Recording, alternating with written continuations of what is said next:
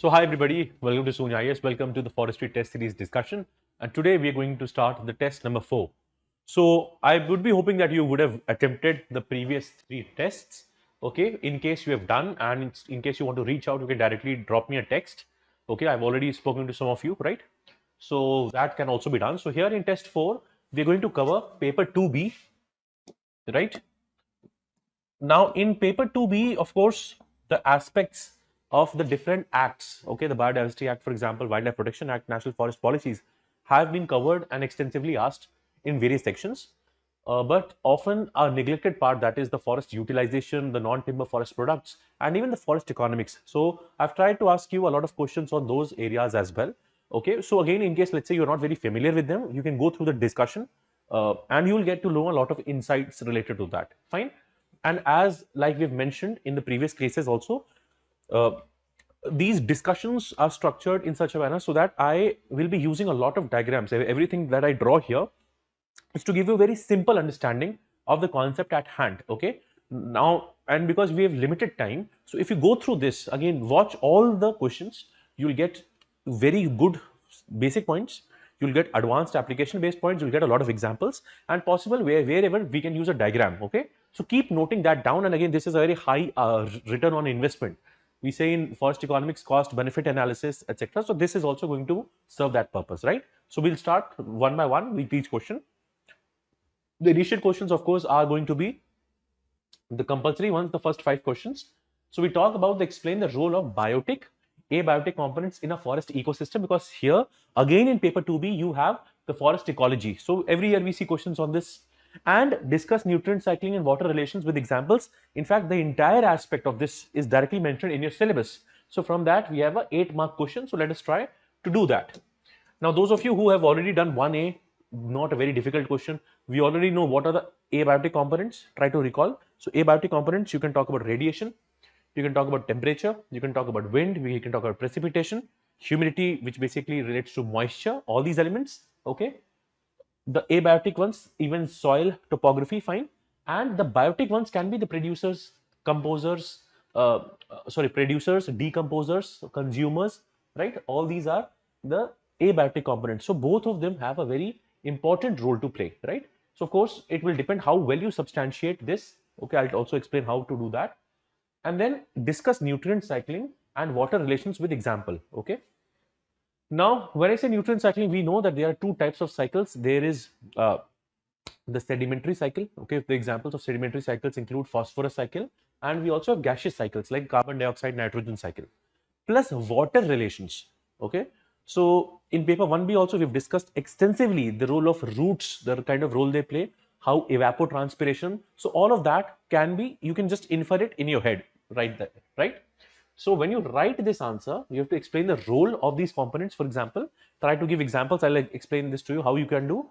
In fact, the entire thing that is asked from you can also be explained through a simple diagram. Okay, so after, let's say before I discuss these elements with you, let me just try to draw a simple diagram here. Okay, so for example, here for example we write the biotic components. Okay, so biotic, of course we can talk about producers,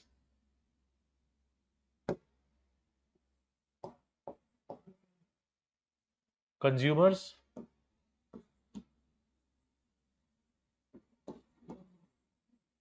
decomposers. Okay, these are our biotic components. We also have abiotic components. I'm drawing this in a slightly different manner. You can also draw similar. Let's say this is just again to show you there are a lot of interactions that go on. Okay, so here of course, let's say I write about solar radiation. Okay, wind, soil, topography. Okay, even elements like temperature. Plus, because in the question nutrient and water is also mentioned, I can draw something like of the same sort here. Okay, so for example, the minerals are getting recycled. There is organic matter, and This makes a nutrient pool, by the way. By the way, you can have a heading here, nutrient cycling. So whatever the question wanted to ask, even if you want to add water also. So here what I'm just trying to just tell to you.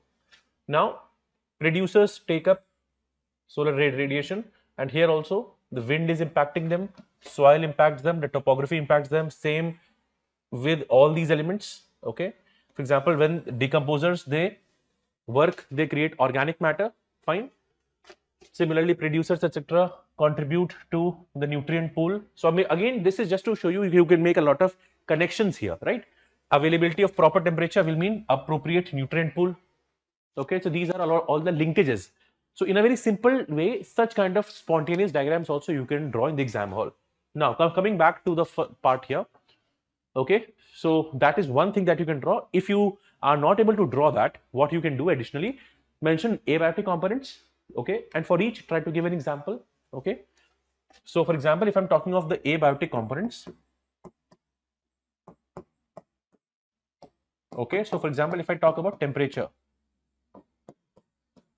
right? So if the temperature is appropriate, so and for each of the points, think about India. From different parts of India, give examples. Some of the examples we've already seen many a times. Think about the Sal forest, Shaurya Robusta, Madhya Pradesh, okay, or teak plantations, be it Maharashtra, be it let's say Kerala, etc. So if the temperature is appropriate, a similar thing can be there. Topography, this also impacts the forest ecosystems. Gives the example of Western Ghats or examples from Himalaya. Okay, and we've already seen this topography and link this also with precipitation or let's say rain. If there is proper rain, so you see a lot of luxuriant forest growth, whereas the absence of rain, think about acacia in the arid and semi-arid regions. That is how you can talk about it, link the geography with these abiotic components. Not very difficult. I'm also giving you example in each case. So instead of just mentioning the word rain, maybe just one line you talk about rain, but again remember, for each part give one example. That is always going to help in such questions. Fine.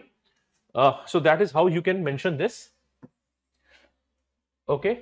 And for example, just one more example I want to give you. For example, if I say biotic, so best part, for example, when you talk about producers, talk about grasses, etc. Okay. And with grasses, talk about grasslands. When I say, let's say, decomposers, so the leaf litter, for example, when it falls down, that also releases a lot of nutrients that in fact is linked to the nutrient cycling part. Okay, and take any part of India, for example, in northeast. Okay, and there also you can show in areas where there is adequate rainfall when the leaf litter, so there is a quick decomposition. Whereas if you go to the conifers and even at higher altitudes, what happens? The decomposition slows down. Okay, so that is also dependent on temperature in some sense. Okay, so these are linkages that you know. Fine. And then of course, so just a very simple part here that you can explain. Here very easily we can understand. So we're talking of nutrient cycling. You can talk about the major cycles. You can divide it into sedimentary, okay, and gaseous. Okay, this you already read in prelims, so I'm not going to explain this. There are different processes that go. There is a nutrient uptake and there's a nutrient return. That is why these are cycles. Okay, how much the matter is exchanged, re-exchanged, okay, how is easily it is replenished is all an important part, right? Now again, nutrient cycling again happens. Okay, for example, in bamboo forest, whenever there is a gregarious flowering, okay, so again a lot of nutrient cycling very fast, rapidly it has to happen. Okay, during the gregarious flowering. Now we've already discussed in bamboo what is gregarious flowering, etc. So that is something you can understand, right? Then talking of water relations, so here of course the movement of water, and you can talk about evapotranspiration.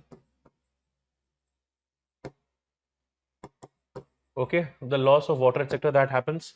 Okay, the movement because of opening and closing of stomata, how that is a very plays a very important role. Okay, soil water plant relations, this also is a very important part, right? So here it will affect the growth of the forest or the trees, right? And how the water moves across the roots, etc. Soil water plant relations is going to be an important part. And similarly, one example, teak plantations, for example, in Maharashtra, here water relations is going to be very important. Too much of water, problem, but too less of a water is also a problem, right? So this is what you can explain. Of course, it's an 8 marker. You have limited space, so whatever you can fit in, you can. But of course, I'm explaining you to the extent that if you get a question for even more marks, you should be able to write that, right? Even a 10, 15, or even a 20 marker, right? Okay. Second question: describe the role of clonal parks in forest conservation. Why are they significant in biodiversity and ecosystem resilience? Right now, here if you've read paper 2, sorry, 1B, and if you've done the tree improvement and seed technology part, that from there also use your basic knowledge and you can answer this question, right? So when I say the role of clonal parks, clonal means you are going to create clones.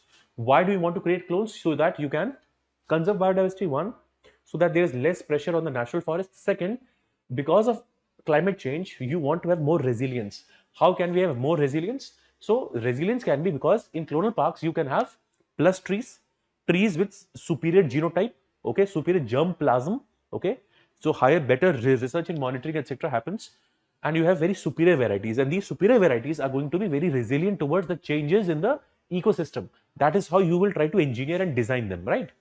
So that is how. So this is in a way we are defining or describing the role of clonal parks in the forest conservation, right?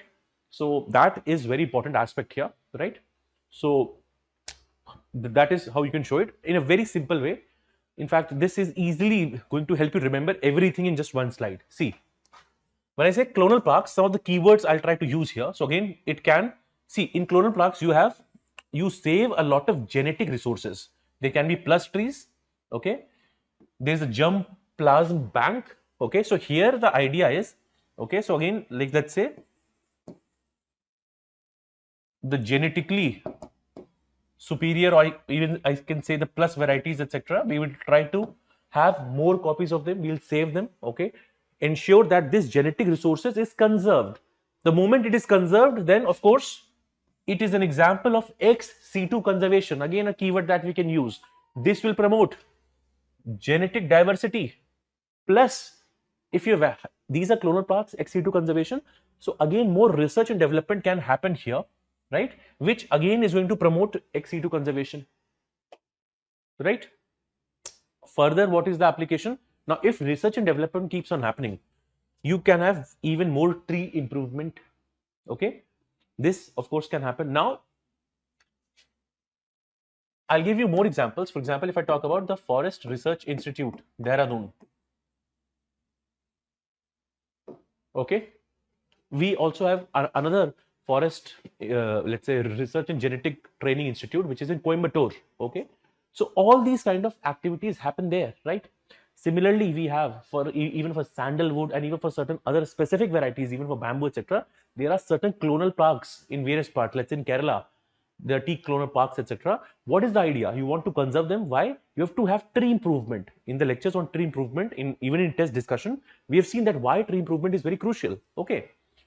Plus, if this happens, because see, you are conserving the trees, this also helps in conserving of biodiversity. So it can even help in the species recovery, even for the tree varieties. It can help them recover them. If the population is less, if you plant more and more of them in a systematic, planned, scientific manner, this also helps. Lastly, this is why, because you have, the question is about ecosystem resilience. Okay, if you're falling short on points, link this to climate change, link this to increasing desertification and land degradation, which is a huge challenge, right? So this is also going to be helpful here. And from the very outset, from the very first lecture, I've told you, wherever possible, try to link it with the sustainable development goals. Okay, so of course we can talk about sustainable development goal 13, that is related to climate change. 14 and 15 also you can link. 15 is related to life on land, which is going to be related to desertification related goals, right? So that is one aspect that you can talk about here. Okay, that is one. Okay, so all these aspects, you can even explore more points here. But again, look how I've tried to structure in the most simplest form. Some important keywords, okay, genetically superior, or let's say the plus trees, germplasm bank, etc. And then some of the functions that you see, and then application based. That is how we can structure this answer. Okay, plus some of the examples, be it FRI or the Genetic Resources Institute, okay, Training Institute in Coimbatore, okay, and then of course some even other state specific clonal parks that you can mention here, why they play a very important role, right? Now, explain environmentally sound forest harvesting practices and compare traditional uh, and the modern techniques in sustainable logging. Okay. Okay. So here, the basic idea is there. See, I'll tell you. Whenever the logging used to be done, the logging used to prioritize, okay, immediate or short-term economic gain over long-term environmental harm. Okay. Why? Because in the traditional practices, what used to happen, a lot of uh, manual work used to be there. Okay. We did not have enough mechanization, not enough knowledge. Okay. So that also led to a lot of unsustainable, unscientific harvesting practices. Okay.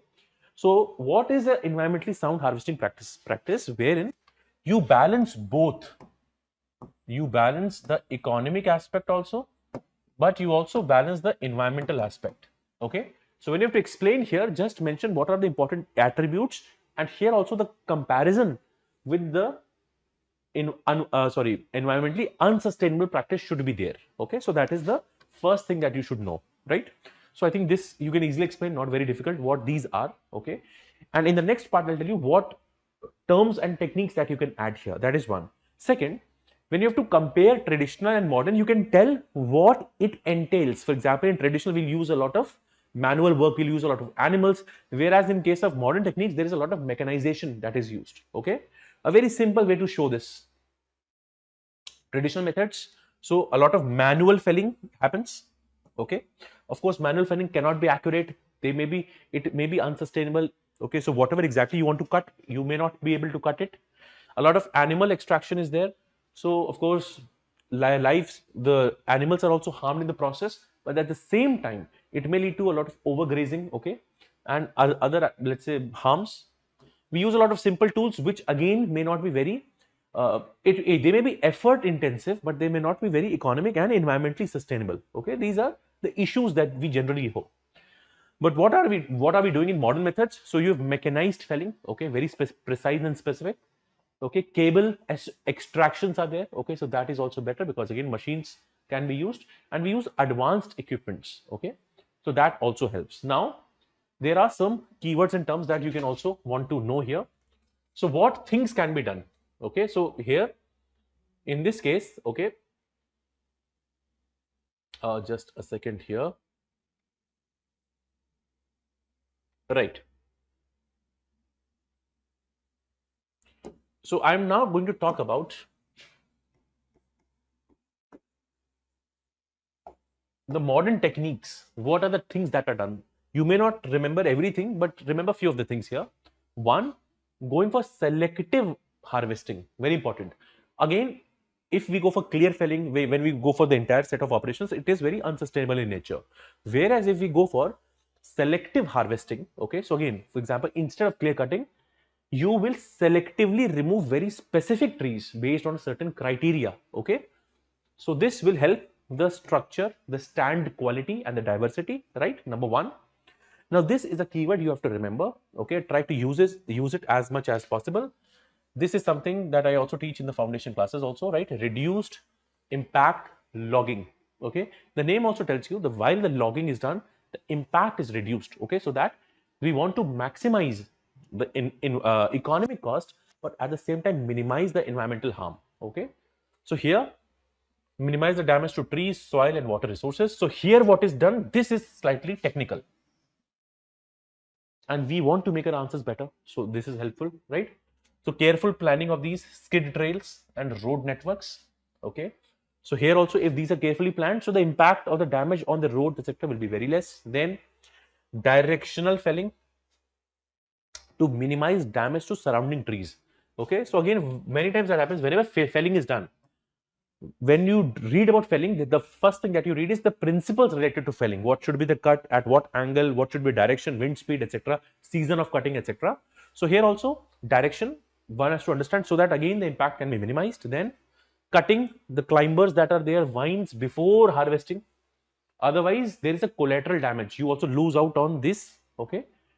So we can cut them properly. Okay. But again, some buffer zones can be made. Okay. So you can protect the water quality. So remember the keyword and some related techniques in this. Okay. Reduced impact logging. Then of course we can do patch work logging. So here what you'll do, you'll take up certain patches and clear them instead of the entire area. Okay, so that also helps. Okay, then advanced technology, so we can use GIS, remote sensing, try to use them in answers wherever possible for precise planning and monitoring. Okay, GIS is geographical information systems, we can use them. Comprehensive planning should be there. Okay, has to be done. Okay, and lastly, reforestation and regeneration must be promoted. Okay, so we have to actively think about how we can promote reforestation, regeneration here, actively replanting, etc. Again, that is better for continuity of the forests. Fine. So that is something, these are related to the modern. And finally, if I have to conclude, what are the benefits that we get from the modern sustainable logging? Of course, there are many benefits, right? And all these benefits will help you understand the comparison. Okay, the traditional. So of course, in traditional, you have a lot of harm. Okay, you cannot even maximize the economic gain, but you also have a lot of biodiversity loss. So when you understand the benefits with this, you can also understand the negatives of traditional. So here, the forest health is better. It is not better in the previous case. You also conserve the biodiversity here. Think in terms of reduced impact logging, etc. Right now, I know you may not be able to write all of this. This I am just giving you as extra information, right? Soil and water protection, we understand this, a lot of care and effort is put also here. Okay, and all these will be the negatives of traditional, right? There are also social benefits, because see, in the modern sustainable logging, one of the elements is that we also want to include the community, include the people also. When the people feel included and when they are a part of the process, of course the results are even better.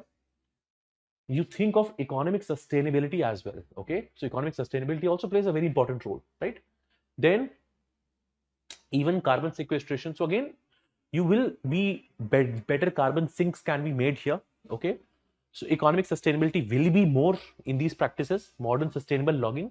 Okay, now one thing I'll tell you, these 6 points, the moment you see them now, you'll say, Are sir, this is very easy, I easily remember. But try to have the discipline and the habit to write at least these 6 points in the exam. Okay, so now whenever, see, similar questions you will get again and again. So here, how are the point structures? This point, try to remember carbon sequestration. You can write it as many times as possible in relations to forest. In fact, question number 5A is also related to same. Okay, CO2, etc. Sorry, in the role of forests. Okay, in the afforestation, etc. In sequestration, etc. That is also asked. Then economic aspect, one, social. Okay, biodiversity, health of the forest, soil and water. So 6 things. Okay, you may think it in edaphic. This is biotic. In biotic, 2-3 points are there. Okay, social is one, economic is one. So try to think in this manner, so you'll never be short on points. Fine. Plus, in case somebody is wondering that can we draw a proper table and compare, you can compare. I've given you a lot of fodder. Now you try to think it. First, give a basic definition. Second, talk about some of the examples. And third, talk about the comparison in terms of economic comparison, ecological comparison, social comparison. Easily, you'll be able to generate points, right? Okay, next we move to discuss the different types of non-timber forest products found in Indian forests and their uses. Provide botanical names of 8 species and mention their economic impacts. I've deliberately added this question as a compulsory because sometimes we leave the non-timber forest products and forest utilization. Try to remember them. In fact, I've even asked you questions, 2 more questions on NTFPs. In fact, 3 more questions, one on gum and resins, one question on bamboo, and one basic questions on unscientific techniques related to NTFPs. Okay, which I think is going to give you a fair idea. Now, in this question, what we can do, first of all, different types of NTFPs, it's a simple question. Okay, first of all, define what is non-timber forest product. A very basic definition, one or two, one line, 2 line you can give. And then when it is asked you different types, here there's a good scope of a diagram. Okay, so for example, if you write about the NTFPs, because other part you have to write down 8 names. 8 means 8. Try to remember at least 10, 15. I'll tell you how you can remember them also. Okay, now in NTFPs you can talk about, okay, gums, resins, I can even say oleoresins, etc.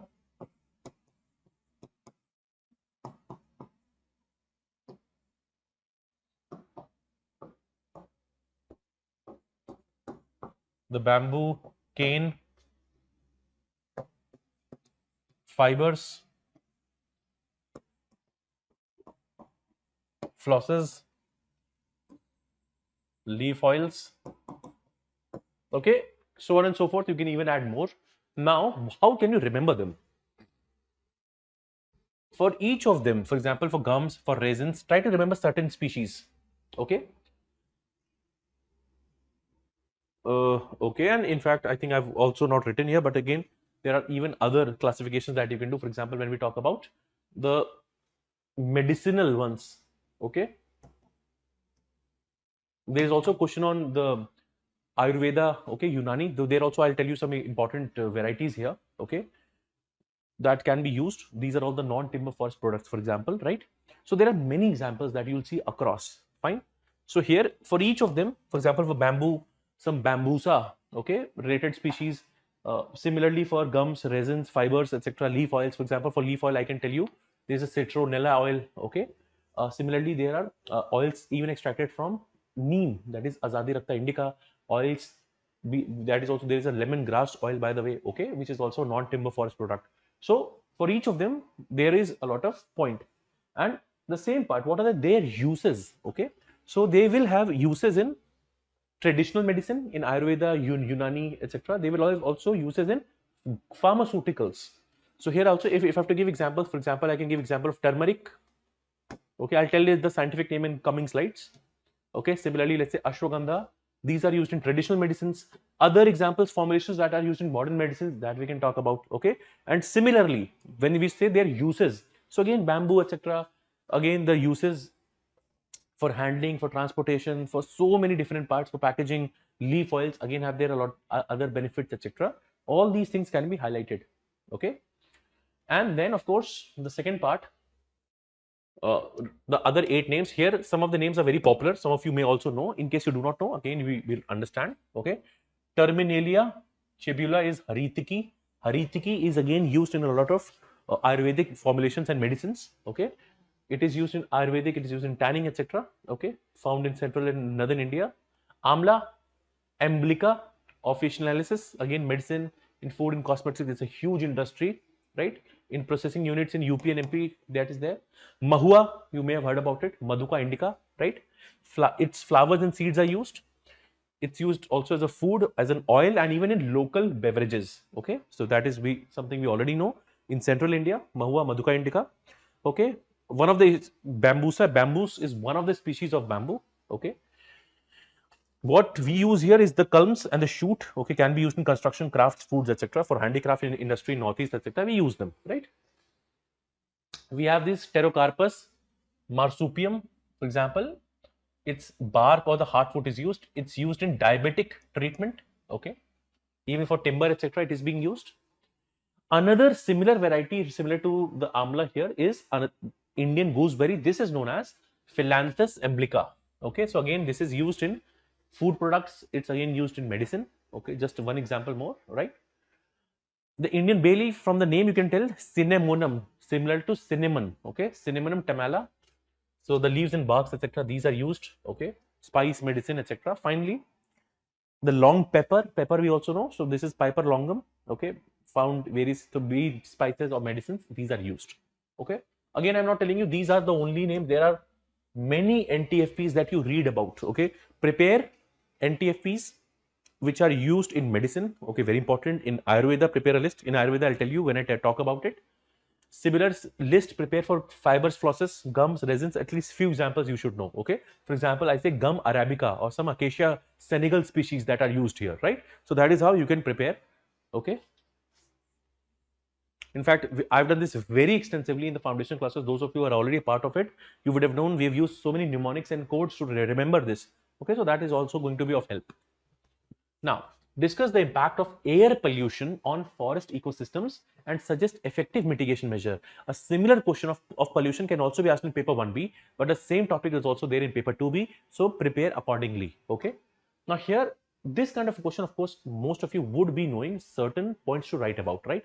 So here, of course, the basic points have to be there. You have to address both. One, impact. Second, mitigation measures. Here, I will tell you how you can also use your current affairs knowledge. Okay, how you can also make the point slightly better. Fine. Now, impacts of air pollution we'll see, and then we'll see the mitigation measures, right? So impact of air pollution, one, of course, impact on the ecological productivity. Think of ecological productivity in the similar manner. For example, how the rate of biomass production by primary producers. So what basically I'm talking about, because of air pollution, photosynthesis will also be impacted. How? The particulate matter, increase NOx and SO2 will reduce the quality of photosynthesis. Okay. So example, if the particulate matter falls on these leaves, okay, so of course the stomatal opening etc. will not be functioning properly, and because of that photosynthesis is impacted, impacting ecological productivity, right? Acidification of soil will happen, we know, because of air pollution. Acid rain etc. is going to fall. Why acid rain will fall? So you know, SO2, okay, the NOx, this is going to cause acidification of soil, which in turn will be dangerous for the microbes, for the soil health, now even for the nutrient cycling and water relations. Remember, we've already seen that, right?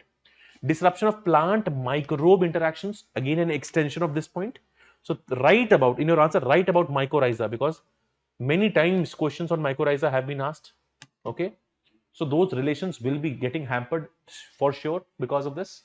Okay, and of course a direct consequence on the forest ecosystem will be, there will be a reduction in growth. The growth will be hampered because of this, and again a consequence will be, there is an increased vulnerability to the pest and diseases. Okay, so that is also going to be a problem. So there is going to be increased vulnerability to the pest and the diseases in this part here. Okay, so that is also one thing you have to remember. Fine.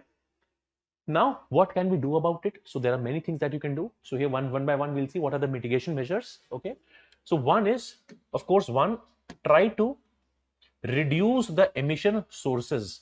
Okay, as much as possible, try to reduce the sources of emission, so that will control the pollutants. Okay, so be it the industries, be it the cars etc. If we do that, that can also help in this. Let's say you can give examples of, for example, we have the National Clean Air Program. You can give an example, which again has a direct target to reduce PM 2.5 and PM 10 concentrations. Okay. Then go for phytoremediation. Okay. Phyto, basically here we are talking about certain plants. Okay. So even let's say the plantations of neem, they can be other plants also. They help in purifying the air. Okay. And for this, we know that there is something that is known as the green mufflers. Now, I'll give you one more example. If I talk about the Green India Mission, a lot of afforestation happens there. Again, similarly think, for example, if there are proper highways and roads, if there is a lot of plantation happening there, so here also this helps in absorbing a lot of particulate matter and the air pollutants, even the purification can happen. So what is the technical term used for this? That is phytoremediation can happen. Okay. So here also you can give example of certain eucalyptus species, even neem, azadi, rakta, indica, etc. That can also help. Even soil amendments. Remember in paper 1B discussion, we've also seen what are soil amendments. What is vermiculite? Okay, vermiculite.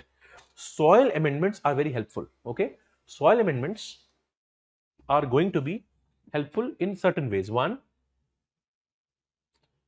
if the soil is becoming very acidic, they will help to neutralize it.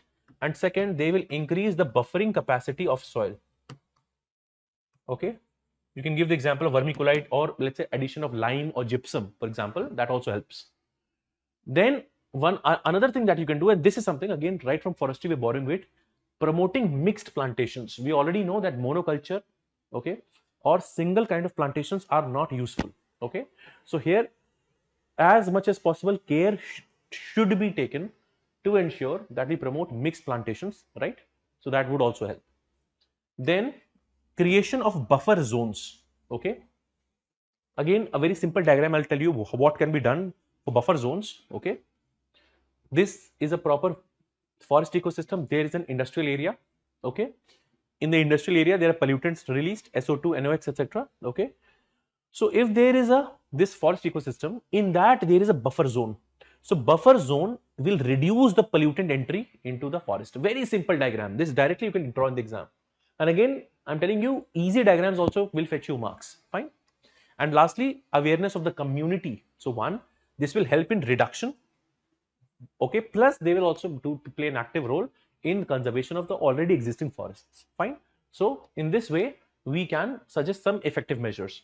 This point I've put at the last. Okay, but again, nonetheless, we've tried to have some community involvement in all the major points as much as possible. Fine. So this is how you can structure the answer. Okay, now let's move to the other parts here. 2A. How does the Biological Diversity Act 2002 contribute to the wildlife conservation and sustainable use of forest resources? Discuss the specific provisions and how they are enforced. Now, if you've done your environment well, I'm sure you will be able to write this answer. But in the forest, let's say, exam, you are expected to write even specific provisions. Okay, that is one area where I think you may not be very well versed with. Okay, so here also, while I'll tell you the very basics related to the Biodiversity Act, but I will also tell you remember certain sections. In the previous exams, they've gotten to the extent that they've asked you sections. Okay, so there, this one extra effort will definitely help you in the exam. Now, in these kind of questions, or of course, we know the Biological Diversity Act was enacted. Why? Because India was already a signatory to the Convention on Biological Diversity, which again was an outcome of the 1992 Rio Summit. Fine, we already know that. Okay, so here either you can just introduce it because it's a 20 marker, you have a lot of space to write. In the introduction, we can just spend 2 or 3 lines talking about India being a signatory to CBD and of course enacting the Biological Diversity Act of 2002. Now, with this done and highlighted, what we can say, okay, that what are our core objectives. Okay, in fact, the core objectives of CBD were number one, to promote biological diversity. Additionally, the access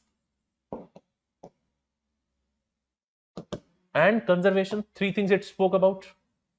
So this you can use in similar way, or you can talk about it. In fact, that is what the question is asking you also, because the objective of enacting the Biological Diversity Act was this only, that one, conserving, let's say I'll start with conservation of biological diversity. Okay, one, then promoting biological diversity, and third was access to the genetic resources, right? Now, the Biological Diversity Act does it how? It creates a 3-tier mechanism. There is a National Biodiversity Authority, okay, there are state biodiversity boards, and at the local level, there are biodiversity management committees, okay, and for each of them have their own. Okay, for example, all the major aspects related to the intellectual property rights are dealt by the NBA, National Biodiversity Authority. BMCs have a very interesting role to save the traditional knowledge. And how do they do that? Okay, BMCs under the section 41, in fact, of the Biological Diversity Act. When I say NBA, I'm here talking about the section 8 of the Biological Diversity Act. I'll tell you these acts very shortly. Okay, I've also added some of the snippets from the Biodiversity Act, but again, here, how do they protect the traditional knowledge? And remember, we've already discussed aspects of biopiracy. Okay, how do they do that? There is something known as a biodiversity or people's biodiversity register that is maintained, so that there is a log that is maintained wherein all the entries have to be there. Fine. So that is how the biodiversity management committees function. That's the first part that you need to know. So that is one.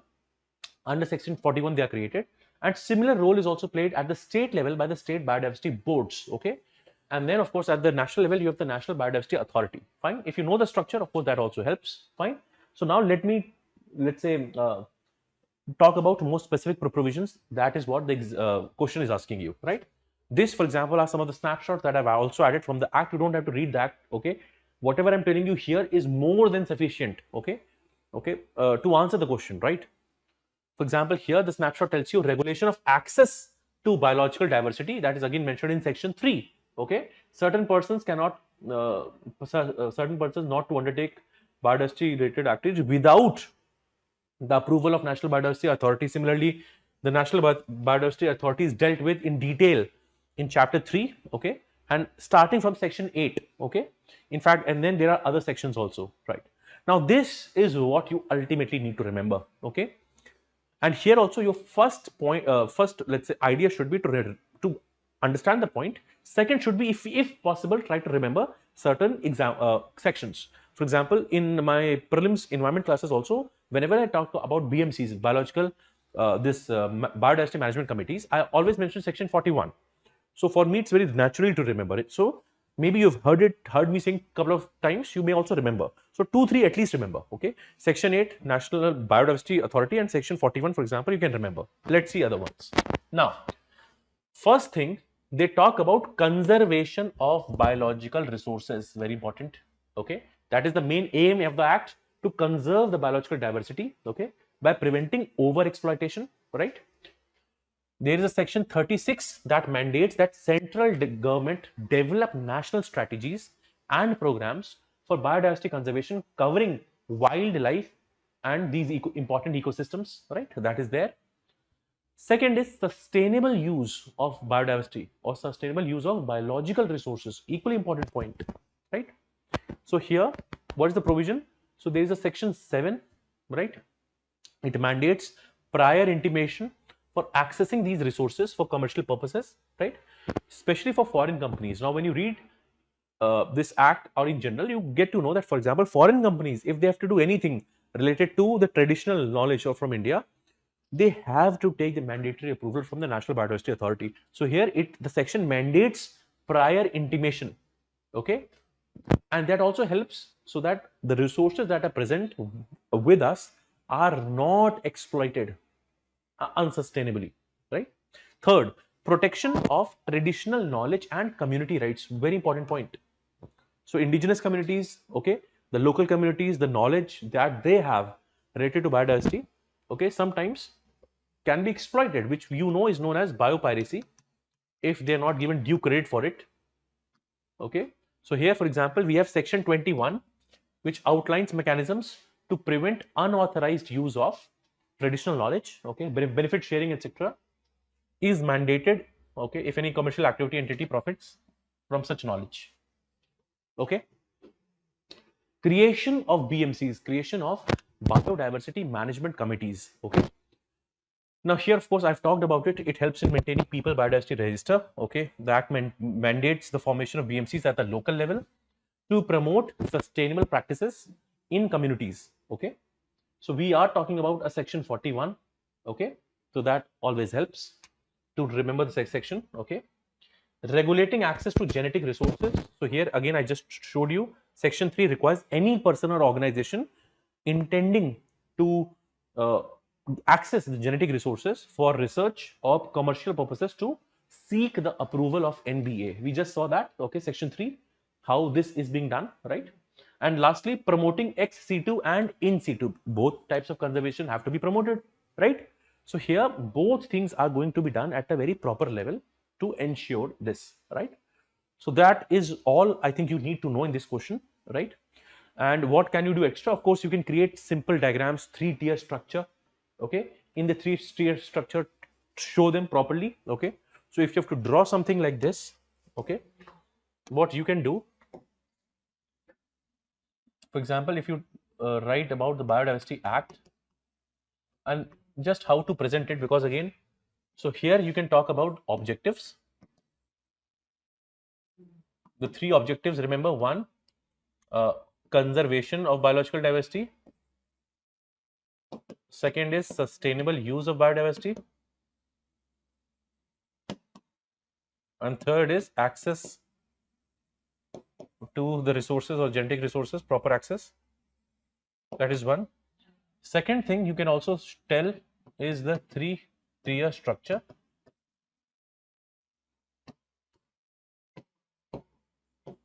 National Biodiversity Authority, state biodiversity boards, and biodiversity management committees.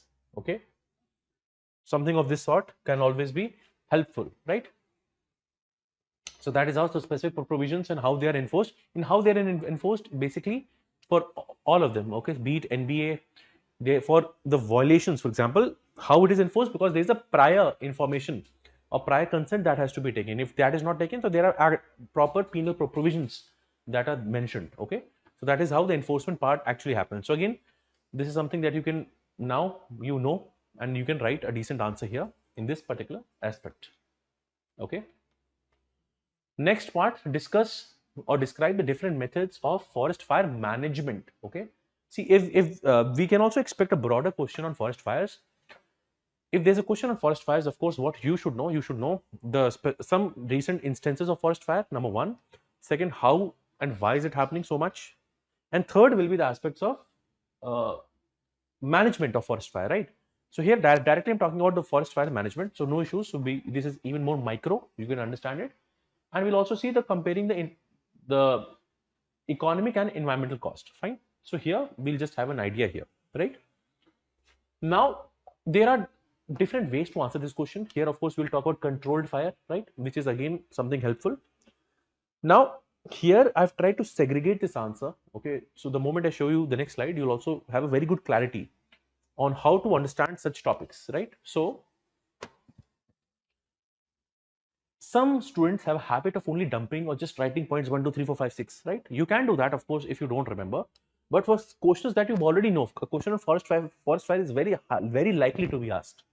For such questions, what can you do?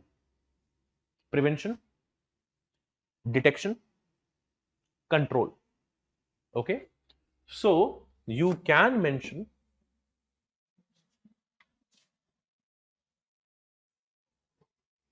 some elements: prevention, detection, and control, right? So how can you prevent forest fires? One, we can create fire lines. Okay, the fire lines can be important, and the fire lines are actually going to help the forest officials also understand what are the areas wherein and also the locals or the communities. Okay, this will help them understand. So what are the, let's say, the specific areas, or what are the areas prohibited, what are the areas. It will help in basic demarcation. That is why the forest lines are there. Controlled burning is also done. See, there are two things. I'm not saying uncontrolled. Uncontrolled, of course, is difficult. Controlled is, it is administratively also managed. Okay, a controlled fire, a controlled burning is going to prevent a forest fire, because we already know certain, let's say, forest or tree varieties, they may be susceptible.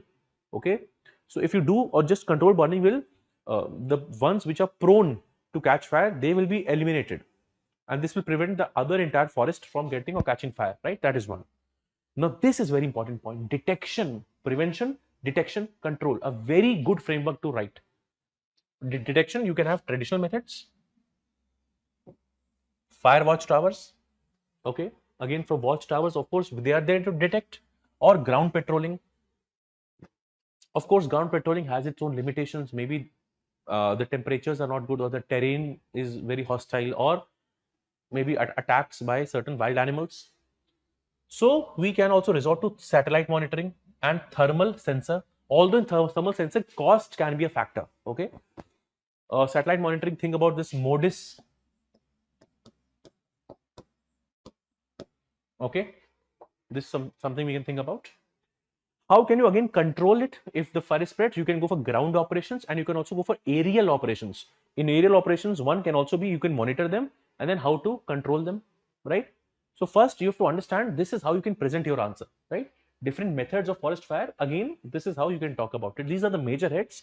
You can expand 2 to 3 lines each in each of the segments. This will give you a very holistic basic idea, okay, about how to address a question like this. That is the first part here.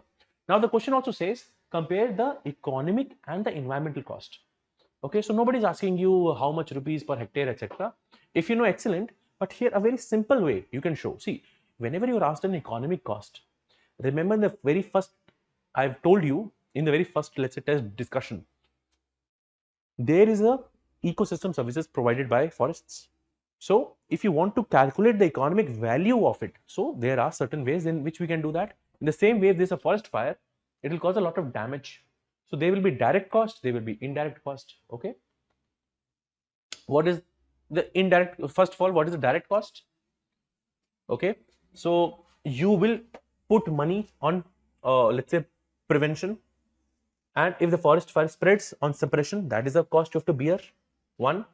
There's also indirect cost. Why? Because the timber is going to get lost. Okay, that kind of money you are losing. Tourism will be impacted. And last, third point can also, I can add here, huge range of ecosystem services they provide, which is also intangible. Okay, very difficult to quantify, but again very valuable, invaluable, I can say. This is a cost that is going to be borne. Okay, Now, this is what you can highlight. This is the economic cost that will be borne.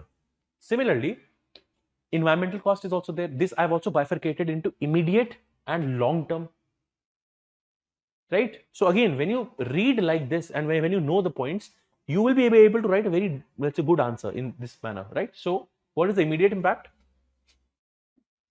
Destruction of wildlife habitats, soil degradation, air quality deterioration, and again I've told you, just imagine air, soil, and the surrounding biodiversity. These are the 3 points immediately impacted, but long-term impacts also, like overall the biodiversity decline will happen here slowly and steadily. More biodiversity is going to get lost, and the carbon emissions will also rise, because if these ecosystems are going to get damaged, the stored carbon is going to get released, right? So that is a part. Okay, next we move to question number 3A. So we are going to talk about analyze the impacts of these unscientific, okay, just a second, right, unscientific harvesting on non-timber forest products. This is straightforward. And second is suggest sustainable harvesting strategies, okay. So what is the impact? The impact is direct on, there is economic loss, okay. So just think, for example, uh, if we are harvesting unsustainably, okay, so the quality of the produce is also going to be a problem, going to deteriorate because of degraded quality. Would you get a good price? No, you will not get a good price. What is that? Economic loss. The produce will be less from what should have been there ideally. Depletion will also happen because it is unscientific. Slowly and steadily you will deplete it, which again is going to mount the economic loss, okay. Ecological imbalance because of unscientific harvesting, okay. Too much of exploitation in a very short span of time is going to lead to a void, so that is a ecological imbalance. There's a loss of biodiversity, that is also a problem, and I've not included here, this also has a social cost, okay. Because of the economic loss, just imagine the impact on the tribal communities,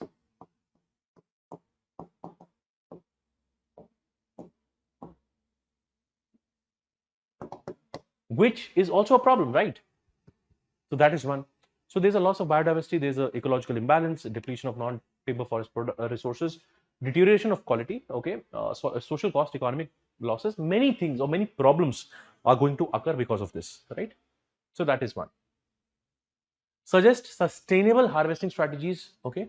So here I'll tell you some points. Some points I've already told you previously. If I say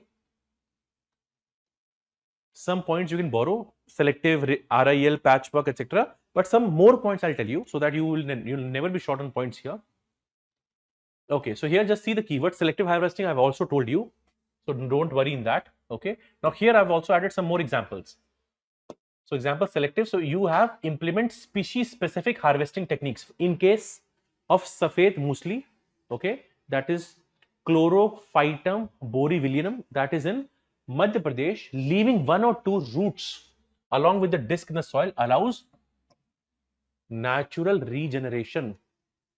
Okay, so we talk about selective harvesting in this case. Okay, rotational harvesting, okay, so that you allow for resource regeneration. Again, example of, let's say, Shiv Moga, Karnataka, where you have these village forest committees. This you also read in paper 2A, village forest committees directly mentioned. They have implemented rotational harvesting for certain non-timber forest product patches. So what they've done, they've implemented rotational harvesting for certain non-timber forest products, right? That's a good example. Then capacity building, okay.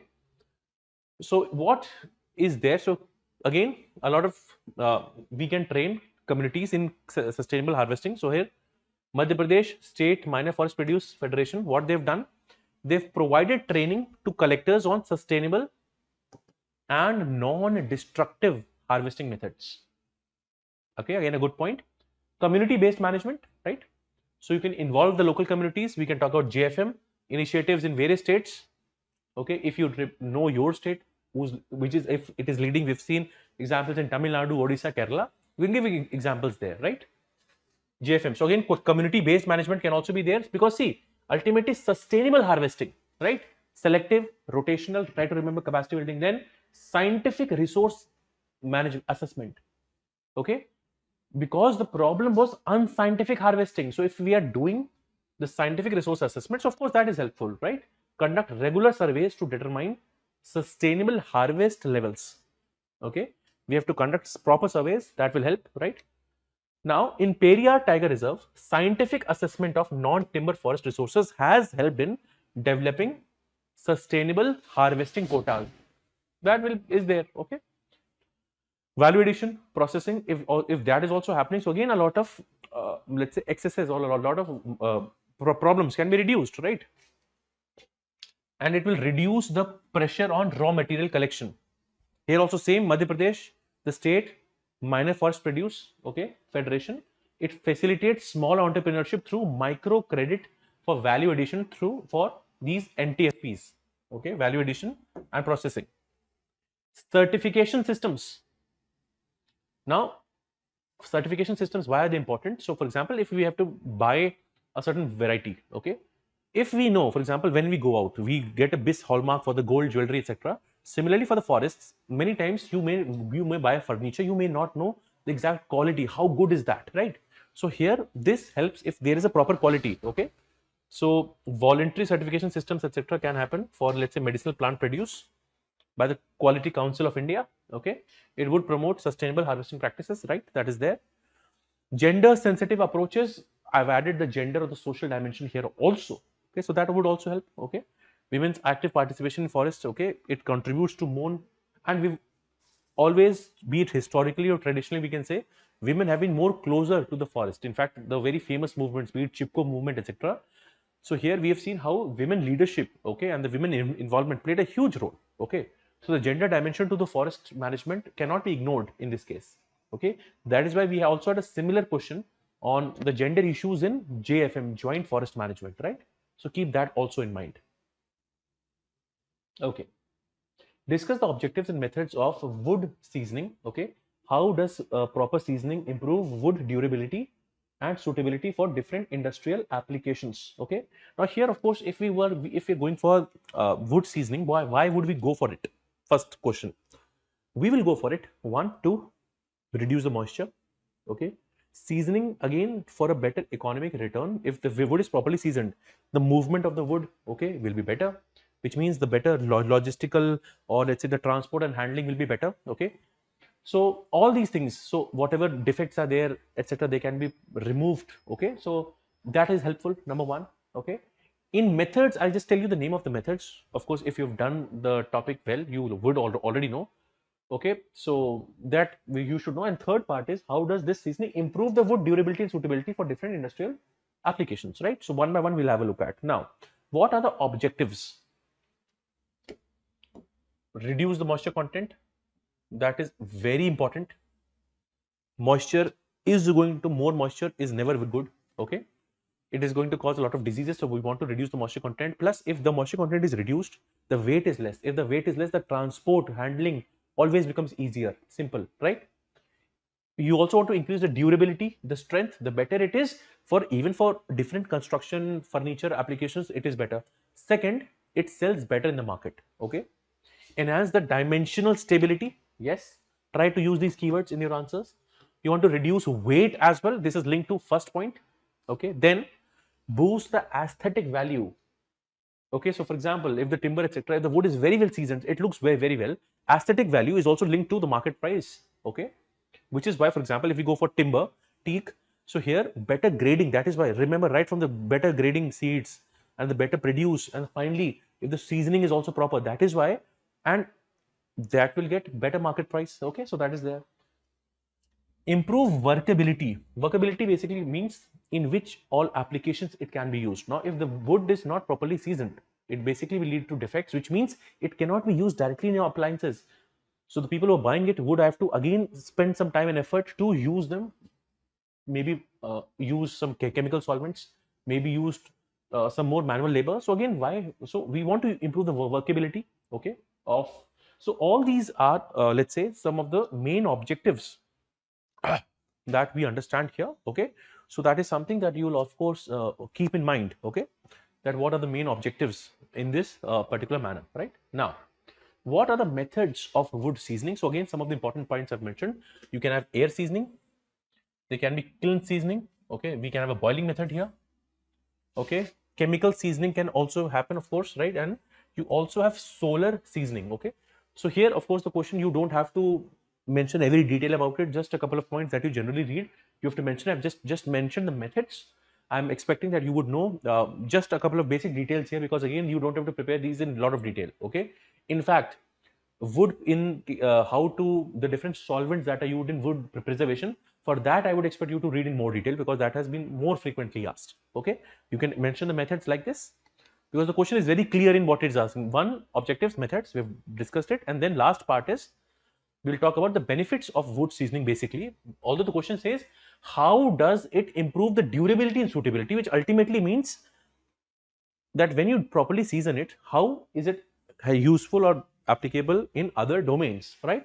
So here, when you go for proper wood seasoning, it of course increases the durability. There is an improved mechanical strength, okay, greater suitability for precision industries, and this is also where you can link the aspect of workability, okay, improved suitability for chemical treatments also, okay, that also helps, which can again be, for example, if you're going for manufacture of composite or composite wood or particle boards or plywood, okay, all this can be done better, okay, if we have done proper seasoning here, okay. Then here also the weight is reduced, there is minimized warping or cracking. Now here also, what is warping, what is cracking, etc., these are the common wood defects. Now the wood defects can also be during the process also, okay, plus during the initial parts of seasoning also. If the wood is not properly seasoned, there can be certain effects, for example the structure of the wood, okay. So even the structures, and we also know when we talk about, let's say, there's also a question on the anatomy of wood. In that also, you know that there is a part, the hardwood, sapwood, and then the bark, and then all these elements. So the parts and the structures, if they're not properly outlined or maintained, that will also be a problem, right? And lastly, better handling and transportation would also go a long way in this, okay. That is also one of the benefits of wood seasoning, fine. So I think that would also help. So keep these points in mind, okay, that all these elements, be it methods, objectives, okay, and that would be helpful, right? Benefits of wood seasoning, etc. Then we move on. This was the question I was telling to you. What describe the anatomical structure of wood, okay? How do common defects affect the wood quality and usage, okay? Now, first of all, in this question, force yourself to draw the answer, because directly if they're asking describe, you have to draw a diagram like this. I've mentioned two diagrams. Whatever comes easy to you, you can draw, okay. In this part, what we're trying to show: bark, cambium, sapwood, hardwood, growth rings, okay. You read about it, you read about dendrochronology when you read about growth rings. Hardwood, sapwood can also become as a, in paper 1A, difference between hardwood and sapwood, etc. Same thing we've done here, okay. The rays, hardwood, sapwood, bark, growth rings, this is more than enough for you to draw. Any of these things you can draw and explain each of the part, fine. That is the first part of the question. You have to describe the anatomical structure of the wood, okay. So that is the first part that you can do. Then what are the common wood defects that we'll have a look at, right? So here also very simple part, I've shown one. Natural defects are there, and some defects are processing defects. So when you write about the wood defects, it is always better to show it in this manner: natural defects and processing defects. Now, natural defects, you can have knots, okay. The knots can be live, knots can be dead. You would have read this in more detail also, okay. And what this does, the strength is reduced. See, we are talking of more we ideally would want more durability, more strength, okay, better dimensional stability. Remember all these three terms that I told you: durability, strength, dimensional stability, okay. We want this better workability. All of this will be compromised because of the defects. So if there are knots that are there, that will directly reduce, okay. So economic losses, 20 to 30% value reduction is bound to happen. 20 to 30% value reduction is going to happen because of this problem, okay. Second, there will be some shakes, okay. So heart, ring or star, etc. Some shapes will be there. Okay, some of the patterns that you get to see here. This leads to splitting issues. Okay, this can ultimately split. And if it splits, of course, if the entire log of the wood is there, it is getting splitted. Of course, the value will reduce because of that, right? So here, value reduction is almost 40 to 50%. Such issues can be seen, for example, in pine timber. When we assess the pine timber, sometimes we see this issue happening. Okay, so that is also something that we can talk about. Then, when you do seasoning, there can be certain defects. There can be warping.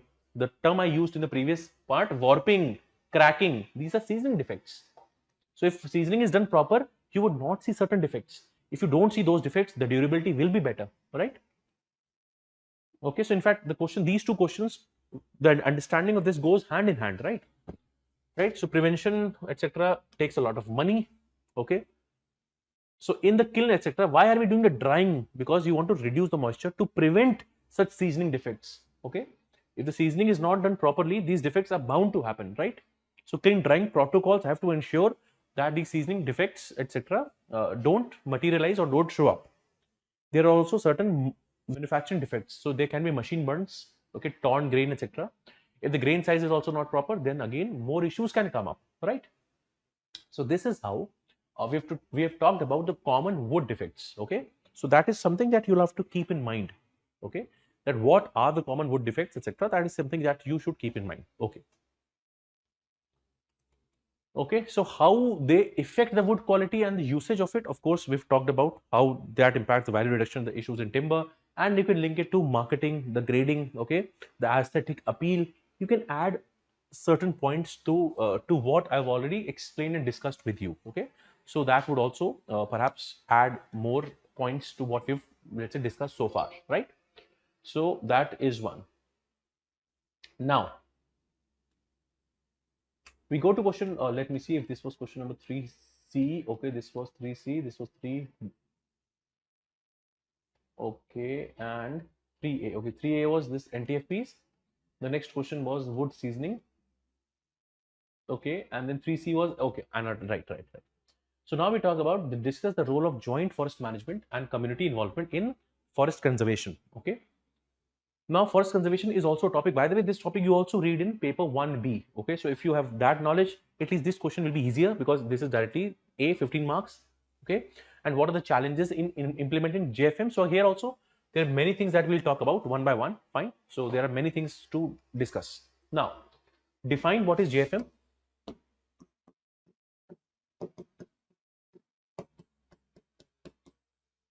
When you define JFM, of course, you will talk about how the local community and the forest departments, they come hand in hand to promote, to combinedly managed and manage the forests. That is how you'll define it. If possible, you can also draw a basic diagram. You can talk about the local community here. Okay, and you can talk about, just a second.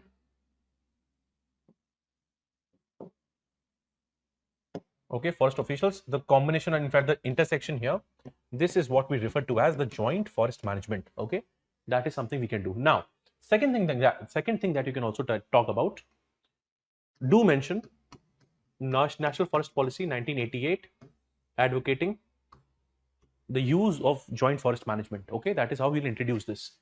Now, what is the role one of JFM and the community involvement? Okay, and what are the challenges? Now you can also do, you can write down, take role and community and write down certain points. What I have tried to do here, I've tried to also give you certain points for both separately.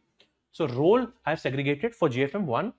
Okay, and if you involve the community, what are the benefits that you get? So almost 8 points I've told you. You can also mention 8 points separately also, no issues, but this is more targeted, right? So role of JFM is to have a very important participatory approach. Good keyword to note. We always want more participation, democratic decentralization, right? We know these keywords. That is one. Second, one of the role of JFM is to ensure forest protection. That is why you are reading your paper 2B. A substantial part of 2B is what? Forest protection. Okay. Sustainable resource use, JFM, right? Because when we involve the local community, which are an active and proper guardians of those forests in that area. So idea is to ensure sustainable, because previously when only the officials or the bureaucracy was involved, the forests were not sustainably managed. Okay, and the people also had the fear of over exploitation of their forest. So now when you have people in confidence and the people are an active participant, so then the problem does not exist like that. Okay, then that is there. Improved forest health, very important point. Okay, we've seen how maintaining forest health is so important, right? So that in JFM also, the role of JFM also helps in having better forest health. Okay, and last point is also very important, put a star mark here: conflict resolution. Okay, so again, earlier, remember, the local community was always up in arms. Okay, and even right now when you see a lot of, let's say, conservation programs in situ or ex situ, the failure of those programs is generally because the local community does not have enough trust on the forest officials. Okay, how to break that trust? Ultimately, if you bring them close, that is why we talk about community policing. Okay, that is why we talk about more and more sensitive, time bound, more trust, better governance has to happen, right? So here, this will help in resolving conflicts. Conflicts can be with respect to demarcation of land and even the demarcation of forest areas. Okay, so which part is more controlled, etc. How to manage the biodiversity in those areas, how to manage the human wildlife conflict, all these things will be a very important role. Okay, so we'll keep that in mind, right? Then what are the benefits? Okay, because when you bring in the communities, what are the benefits that we can accrue? The benefits can be, we will integrate the local knowledge. The integration of local knowledge will certainly happen here, right? That is one. Then enhanced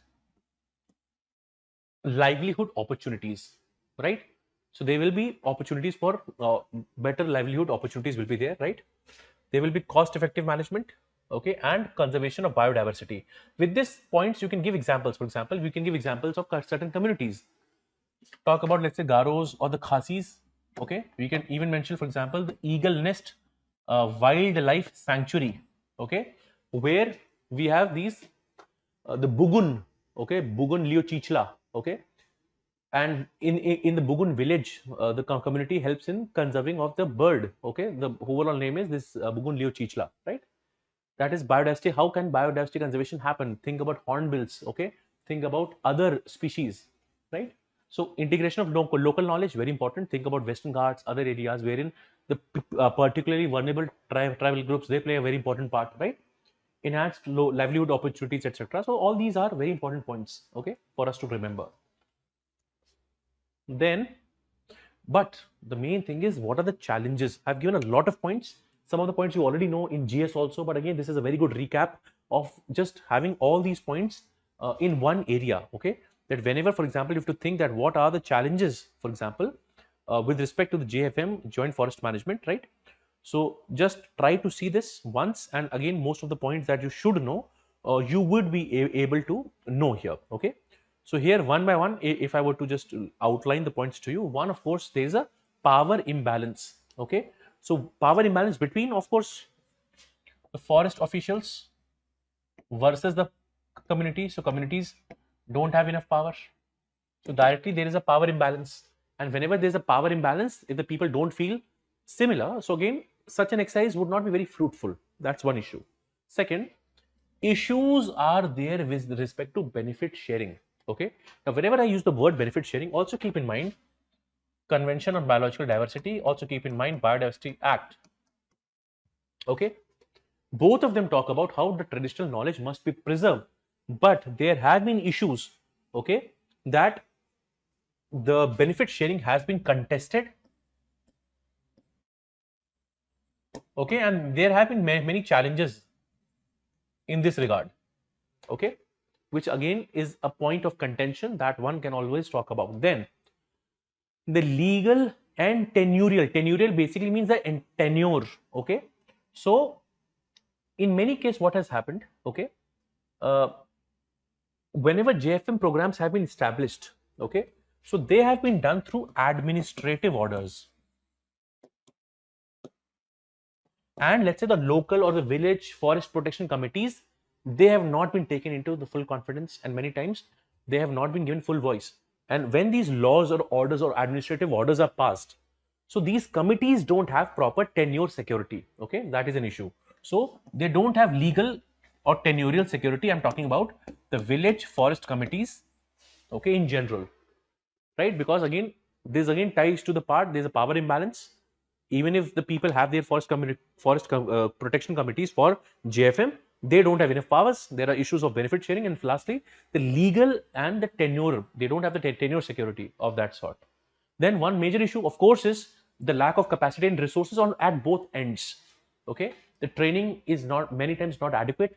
There is not enough sensitization at the level of forest officials. One, the capacity is also very limited. Fine, so that is an issue. So technical knowledge may not be aware. Okay, the resources that are needed for effective forest management may not be there. Okay, so that can be certain issues, right? Then illegal activities. Okay, so which basically here I'm talking about, there is still rampant logging which can be unscientific, poaching that goes on, which again breaks the trust of people.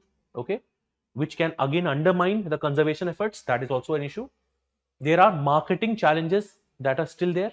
Okay, so there are certain many things that have happened. Okay, that the marketing, especially from the JFM forests, has been a challenge. Okay, this point you have seen in many editorials, elite capture. Okay, elite capture simply means, okay, that even if there are locals who are there in the process, but it is the local elites who have the or who call the shots. Okay, so this is a process which basically means the entire community is not represented and there is an inequitable sharing of benefits. Okay, and lastly, of course, there is also a conflict many a times highlighted with the local governance. Okay, so here what I'm basically talking about, okay, that the panchayats, okay, or the forest protection committees, okay, who is going to have what, okay, the jurisdiction, the decision making, both these things are this is jurisdiction, decision making, DM. Okay, these things have become a challenge. Okay, so when you combine all of this, so you will see that while we have JFM, but still a lot more needs to be done so that the equal footing can be established in this manner. Okay, so that is one thing you can see. And then of course you can conclude this question here, right? So we've addressed all the parts here. Let's move ahead. The role of ethnobotany. I was talking about ethnobotany earlier also. Role of ethnobotany in modern medicine, focusing on Ayurveda, Unani. Ayurveda, Unani is specifically mentioned in your syllabus, so let us know also about that, right? What is the role? Very basic, simple points I'll tell you. Fine. Examples of medicinal plants. Here also I'll give you very good examples. Some of them you already know. Now, what is the role? We're talking of ethnobotany. Okay. By the way, if you're watching the test series lectures, my lectures on ethnobotany, the first section, are already there on YouTube. Okay, free for all. You can just watch that if you want to revise quickly. Right. Now, let's talk about the role. Okay, now in role, it helps in understanding the traditional knowledge. Okay, it helps in understanding traditional knowledge. Fine, that is the first thing. Second, in drug discovery and in development, and again, when I give you examples, many examples I'll give you, both things you'll easily understand, right?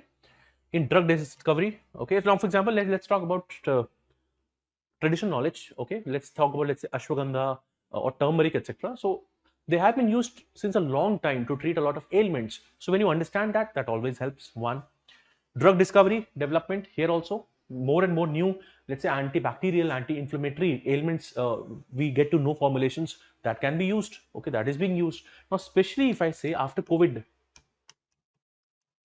Okay, so people also looked beyond, let's say, the allopathic medicines, and now a renewed aspect is there with respect to the traditional medicine. Okay, so specifically, let's say, for example, in India also, we have again have the center for traditional of medicine, again established in Gujarat, right? And again, all these Ayurveda, Unani, Siddha, yoga, or this Sova, Rigpa, okay, all these things getting a lot of traction. Okay, so that is something you can remember. Now, understanding holistic health. Okay, because again, one of the criticisms of the current available medicine or the medicine is that it does not focus on holistic health. Okay, right? That is also a part where ethnobotany tries to integrate. Okay, ethnobotany again holistic health, right? And lastly is conservation of medicinal plants, again equitable use or better sustainable use is also one of the main roles and focus of ethnobotany. Okay, so what is the role of ethnobotany in modern medicine? On these four pillars you can understand, and of course two points each on this you can elaborate, right? I'm sure if you've written an answer here, almost on a similar part you would have also written, right? That is something you can do. But now the crux of the question is going to lie in how you deal with Ayurveda and Unani, and if are you able to give examples or not, right? So now let me discuss. Let's say I talk about Ayurveda, okay, and I'll give you examples. Most of the examples you would have known, maybe you've not been able to write, no issues. Now, try to remember from the discussion itself, 4 for Ayurveda and 4 for Unani, and most of these examples are very famous, okay. Ashwagandha, most of you know ashwagandha. It is Withania somnifera, okay. Withania somnifera, in case if you have any tablets or any formulations of this at the back, etc., if the name is mentioned, they will mention Withania somnifera, okay.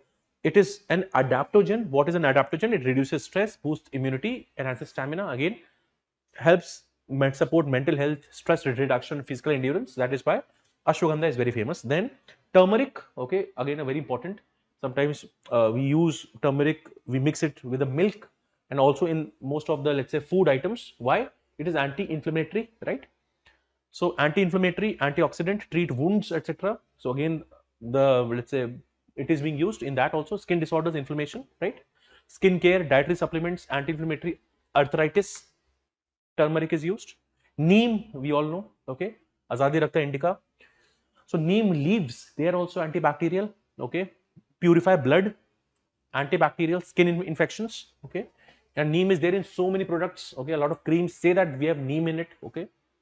Anti-parasitic medicines, hygiene, dental hygiene, okay. We have neem based formulations. Last is Brahmi, okay. Now Brahmi, especially for the students who have been preparing, Brahmi again has all the properties, again for better sharp memory, okay. Think of, let's say, Shankh Pushpi, if let's say you have ever heard it or seen it on the medicine shelf, okay. So here Brahmi, the main thing is improving memory, okay, cognitive function and reducing anxiety, again which is why it is primarily used by students, okay. It's a herbal supplement, sorry, for brain health and cognitive support, Brahmi, okay. So Brahmi is there. So what did you see? Ashwagandha, right? That is one. We saw turmeric, we saw neem and Brahmi. Okay, not very difficult. Second thing I want you to know after the class, also remember their scientific names. Withania somnifera, okay, let's say Curcuma longa, Azadi Rakta indica, you already know. And then let's say Bacopa monoeri, okay. That is Ayurveda, okay, not very difficult.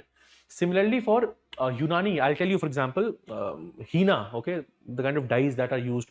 Similarly, we can say examples like aloe vera, okay. One second, right. In Unani, let's say aloe vera, aloe barbadensis. So aloe vera, again, we know so many creams use aloe vera, even for hair it is used. It is anti-inflammatory, digestive health, etc. Okay, it is widely used in skincare products, okay, and its juice, etc., is consumed for digestive health, right? So that is one. Black cumin, okay. So what is that known as? It is known as Habatul Barak, okay. If you know the meaning also, then main what is there? Digestion, respiratory issues, and immunity, okay. So that is what it helps in. Okay, black cumin oil, capsules, etc. These are immunity boosters. These are anti-inflammatory supplements, okay. Henna, I just told you, so cooling the body, treating headaches, soaking skin conditions, scalp, etc. That is why it is used widely. And lastly is saffron. Okay, saffron again in milk, in a lot of food items, etc. It is used for skin tone, antidepressant, nerve relaxant. Okay, mental health, skin care, culinary spice with a lot of health benefits. So that is what you need to know here in this case. Okay, so both for Ayurveda and for Unani, we know certain examples here, right? So that is one thing we keep in mind. Now, examine the current status and future scope of composite wood industry, and this is directly mentioned in your syllabus. Okay, so sometimes what happens when we prepare, we miss out on such things. Okay, so again, the objective of the test series is also one, of course, to write answer, but also to give you certain content also, right? So this question, of course, it is going to be very factual, right? See, whenever the term composite is there, composite means there will be more than one element. So again, two elements can be there. For example, if I say composite material, it means there will be at least two materials in that, or maybe even more. So when I say composite wood industry, we'll just have a look at what is the current status and the future scope of this. Fine. So here just certain important terms I'll tell you. Okay. So when I say current status, okay, the market growth, etc. So again, there is a substantial growth here. Okay. Why? Because there is a huge demand for furniture. You have seen so many new players, let's say. Okay. I'm not whether it's Pepper Fry. Okay. I think some other even big, very premium brands have also come up in the furniture sector. Okay. So that is one. Okay. Increased demand for residential and even commercial sectors, right? That is there. Market size, if we see, so as of 2024, in India, the solid wood market consumption, the compounded annual growth rate CAGR is around 10.2. Again, that's pretty good for this part here. The key application is the furniture industry dominates this market. Okay, that is approximately 65% of the solid wood demand in this case. Okay, again, programs like Pradhan Mantri Awas Yojana, let's say urban housing for all, etc., they have led to more demand for furniture, flooring, wooden structures, right? And distribution, again, we see a lot of offline. Okay, that is being done. So people going and physically examining it. Okay, that is why especially the premium brands, they also have a lot of offline options, because again for a chair or table, etc., you would always want to go out and see, and then only you want to make that decision. Okay, so that is the first part here, that is the current status, and let us also see the future scope. Okay, and here, by the way, such questions have already been asked. Okay, there were questions like what are the 10 different applications of wood, okay, in which sectors it is used. So don't ignore such questions, just a very small, that is why the discussion will not take much time in these questions, but just so that you remember. Okay, okay, the wood plastics, it is expected to grow, still expected to grow at around 15%. Okay, in the next 10 years. That is a huge potential, number one. Now, this is something you should remember: sustainable materials. Okay, so you want to have engineered wood products, wood composites, but they have to be eco-friendly and they have to be durable. This is something, and I'm even anticipating a question on maybe sustainable materials coming in, where, and this you can use in your answer. One, in construction sector, of course, especially in urban areas, the demand is expected to increase, right? Innovative applications like even in automotive. Okay, for example, let's say if you read about or you have seen Rolls Royce, a lot of the sometimes very specialized wood is used. Okay, handcrafted, etc. In supply chain, okay, very specialized use of wood composites we can see. Fine. Government support can be seen, let's say, in smart city mission one, and other thing we also seen is Pradhan Mantri Awas Yojana. Okay, because again in construction of houses, etc., wood will be used. And remember, eco-friendly materials, okay, like wood plastic composites, very important. Notice I'm focusing on sustainable materials, composites, that will be helpful. Technological advancements, okay, that is going to help the performance, expand the market opportunities, right? Challenges are there. Okay, whenever you are talking, see, ultimately what is that? It's a material. So another material can come in. So there are materials like metals in low cost construction projects. So whether you want to choose a material versus this, so that can be challenged to the sector. So whenever you get a question on scope, don't only write the positives, also tell what are the challenges. Other challenge can be the cost of this.